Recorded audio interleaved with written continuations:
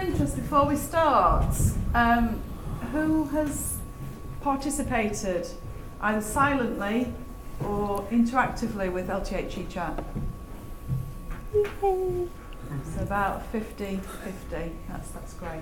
Well, just to provide some context for the people that haven't come across LTHE chat, it was an idea that my colleague Christina Rancy, who's not here today, came up with over Skype chat, I think it was. We'd run a number of different online courses, and the tweet chats as part of that was really quite successful and got people engaged. So we came up with this idea that we could talk about something about learning and teaching in higher education and come up with half a dozen questions for an hour's tweet chat and engage people. And we'd give it a go till Christmas, see how it went.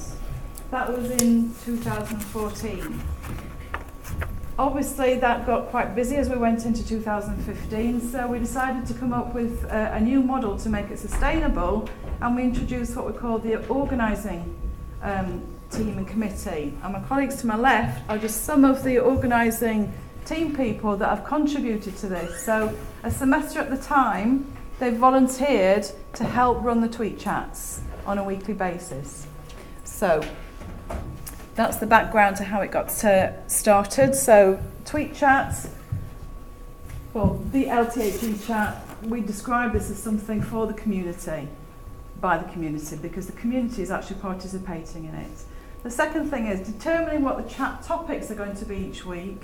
We thought originally we might have a poll and start garnering ideas. We would come up with questions.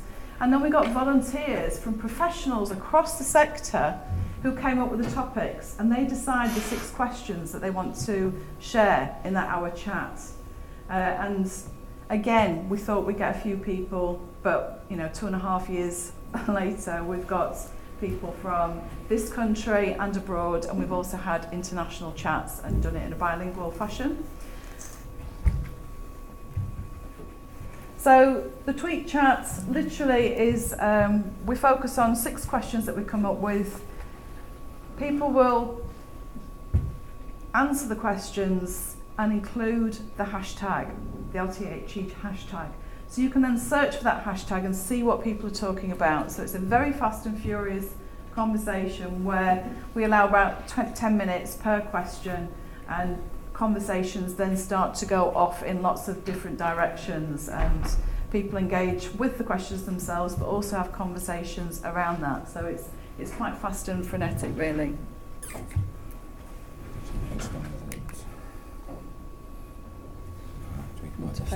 So what we're going to do here is play a short screencast that we've created, which is an extract from a chat, just to give you a flavour, because it's quite hard to describe if you've never seen a tweet chat before.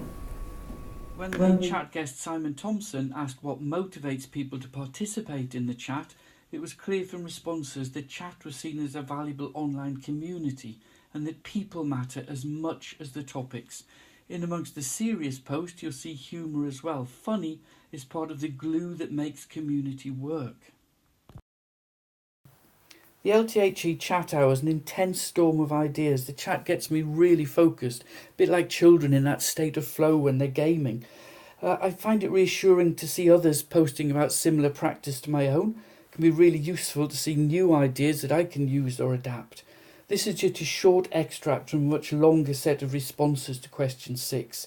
In the whole, you'll find some comments that mention enthusiasm, professionalism, learning, connecting, sharing, caring, a sweet shop for change agents.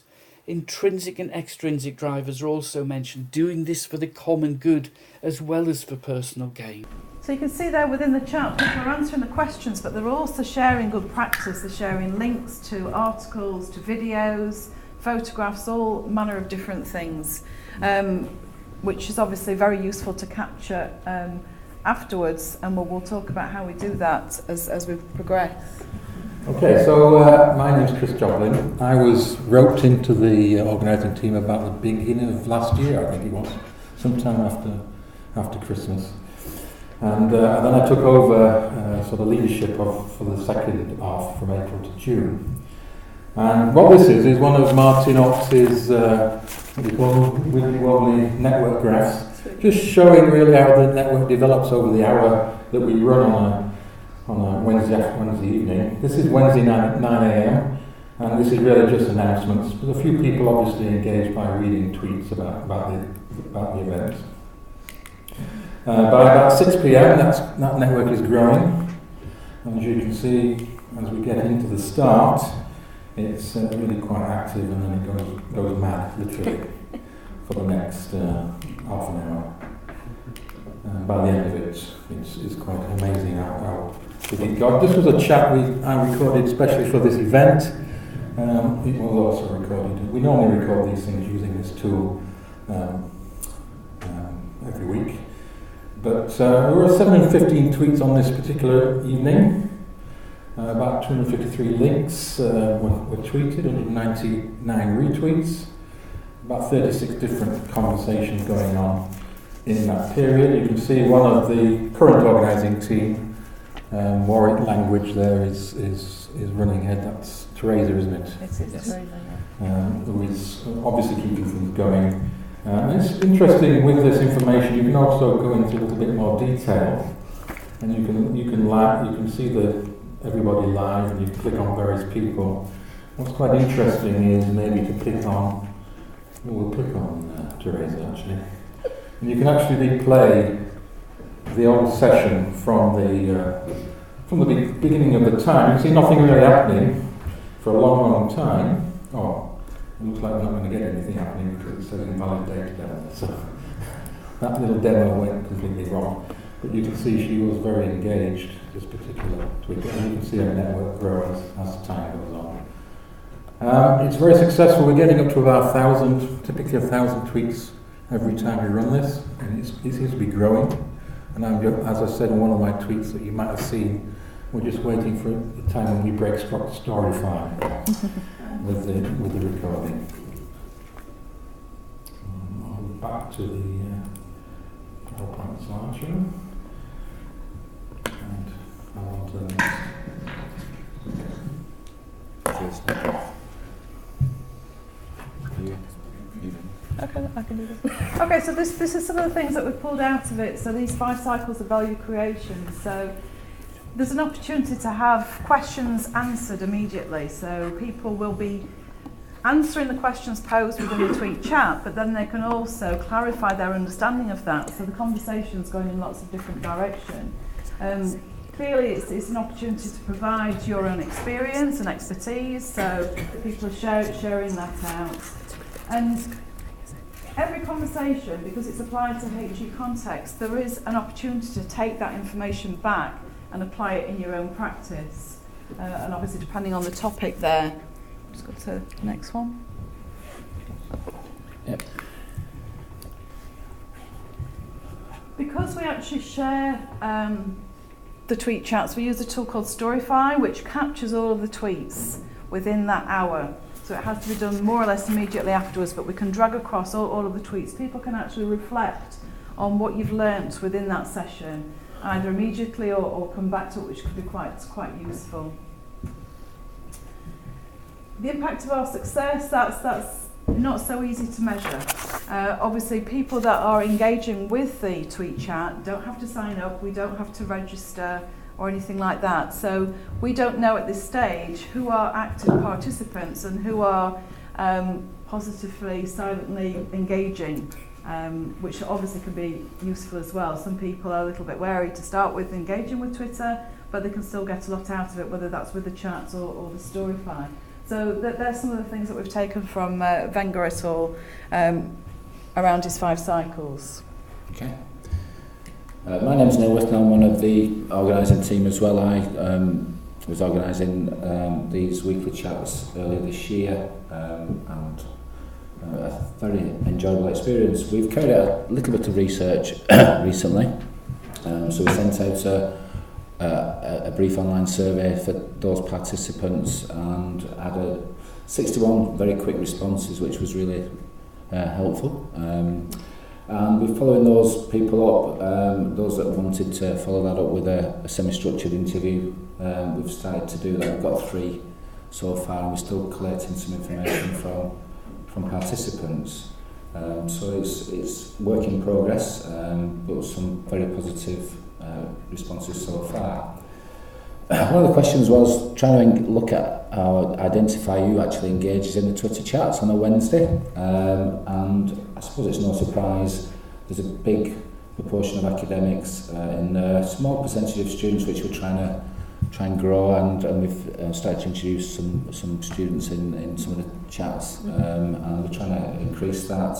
Then we've got obviously the educational developers, learning technologists, librarian, other, and again libraries. So quite a mix, but we're hopeful to try and increase that student engagement in there as much as we can.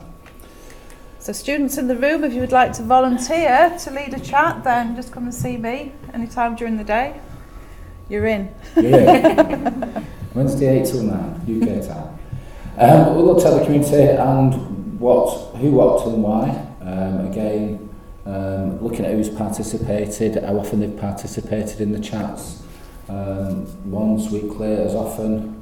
So a mixture of results there, which is quite interesting. There seems to be a group of regulars, and then there's quite a number that drop in. As you would expect in Twitter chats, there's a lot of people that confess to lurking, which is absolutely fine. I think that just lurking away is absolutely fine. So it is a buzzing community, really. How do people participate?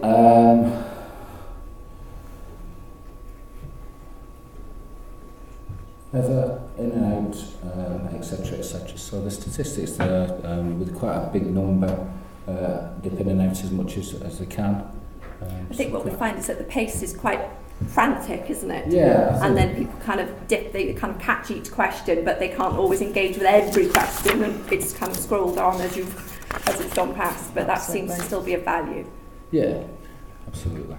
Sorry. Okay. Oh dear, I was having a problem with the microphone. Sorry. My name's Debbie Baff, and I work for Swansea University. I actually work alongside one of the other presenters today, who I met before I started at Swansea through this Learning and Teaching Chat and other online things as well. And obviously, we're all here today because we engage in this process. So in terms of impact, I think both professionally for me and personally, I've met loads of people through doing this process. I don't tend to take part in every single one. I do as many as I can. And sometimes I do catch up on the Storify that as we've got on there. I did a conversation with somebody that I work with who has only just recently started interacting with Learning and Teaching Chat. And she said this was a good way in. So if you're feeling a little bit nervous about kind of actually tweeting, you can kind of look at the Storify and then do it gradually. I mean, and as I said, when I first started to do it, it was really daunting doing that first tweet because you don't know the people, you don't know the community, but it's so warm and welcoming. I mean, if I ask the people on the Learning and Teaching Chat what my favourite colour is, I think everybody knows because that's one of the things that I've shared, and it's been a really warm and welcoming and friendly community, so I can't recommend it enough really. But yeah, the Storify, you can go onto that and you can see all of the previous chats that we've done, and you can look at all the different topics. So if you're looking in terms of your own CPD, or if you've got a particular thing that you're teaching in your classes, you can look on that and get some really good hints and tips and resources from that. We asked the question in the survey as to how beneficial people thought it was. Again, we're trying to get to the crux of what Sue mentioned in terms of impact. And as you can see, a lot of people are finding it really valuable. It's quite hard to articulate it, particularly if you're trying to explain in your own professional development reviews that happen sort of yearly, your annual appraisals. And if your particular line manager doesn't know what the Learning and Teaching Chat is, it's quite a kind of a thing to explain. But I definitely have used it in my own review, and I find it very helpful. Okay, so in terms of what people take away, we just did a couple of quick bullet points on there. And I mean, as I said, one of the main things for me is it does introduce me to new ideas. I get to meet different people on it.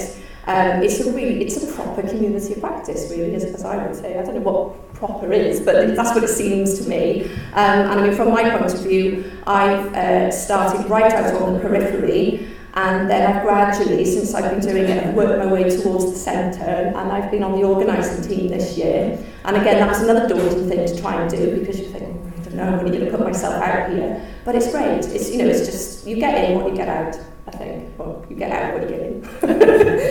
And it's really friendly, there's lots of enthusiasm going on, and it really makes you think, and then you can follow it up. What we are finding is that people who are not actually taking part on the night are picking up the story files and then forwarding that to another group of staff who may not particularly know about it. So they're just following it specifically on specific topics. Okay? Can I say something? Yeah. Hi there, my name is Chris Rowell, and I work as a Learning Technology Manager at Regent's University in London, which is a small university. It's only about 4,000 students and maybe about 300 or 400 lecturers. My job is to promote all aspects of learning technology at my university, but at the same time my university prides itself on its sort of small face-to-face contact with the students. So what attracted me to this Twitter chat in the first place was the fact that I could engage with people who are very similar to me in regards to, you know, they're working in online environments, and I don't have those types of people immediately around me at my university. I'm there to promote those sorts of things. So that's kind of what attracted me to it, really. And in that regard, you know, it does give me a sort of form of CPD for me personally in what I'm doing. It gives me new ideas, and it connects me to other people doing my job in other universities and doing the similar sort of things. So again, back to that sort of online community of practice that I just find difficult or is not so apparent in actually my day-to-day job, actually. So that's my own personal perspective on it. Over to... Okay, so this slide is again some feedback from the participants. I'm not going to read them all out, but it's giving me lots of confidence in teaching and learning. I think that's certainly something that I've taken away as well. And going back to Deb's point, I've gone back to story files from last year, the year before, and just pull out some resources, because I think the other thing that it is a frenzied chat. It is quite full on, and sometimes you just need to go away, reflect on it, and come back and think, oh, I remember somebody posting a link or a video or a new tool. I thought I'll just go back, and it's captured in the story file. So it does give you confidence. It does allow you to try new things. It does, you know, develop that network. So it's a really positive. It does seem like a frenzied hour. It does seem really hectic, but it's a resource that's always available. Yeah, some little gems. One of the highlights of my week. That's quite a nice thing to say. On a Wednesday at 8 o'clock after you've worked all day. It's one of your highlights of your week. An agent for change, and the key word there as well, collaboration. I think, you know, I think that for some of us it's the first time we've met in person. So that virtual community is really, really powerful. Again, some key wider sharing of practice. People have started blogging from this, people are sharing through the platforms, etc. So I'm not going to go through all that slide in detail. This final slide was, we'll put this back on again. This, Sorry, back again. Trigger happy. Was there one question, in what ways has LTHE chat impacted on your own professional development? And this was just a one-question survey that went out to people that have been participants of the organising group and committees over the last couple of years. And I extracted everything out of that and put it into this hashtag Wordle, which is particularly relevant to the hashtag, that is. And you can see what comes out of there is, you know, developments, network, community, and that was really lovely to see, because, you know, you can kind of feel that this is working for people, and, you know, these have become really great friends, and you know, as well as professional colleagues, the people that have participated in it, and you know, we do encourage other people to volunteer if you want to in the new year or next academic year. No pressure, but volunteer. And just to acknowledge, these are some of the other people that have been involved in the organising committee. So starting it off, steering group was Christine Anderson herself and David Walker and Peter Reid, and then this is when we brought in Neil and Chris for the first one, and you can see the other names down there. So yeah, follow LTHE Chat, the hashtag, and at LTHE Chat to hear more. The website is lthechat.com. And we've got the website there, so you can go back and look at the biographies of the guests that have actually contributed to those conversations. And again, if you feel that you've got a particular specialism, then do contact us, because you could be the guest for a future chat in the new year. Thank you very much.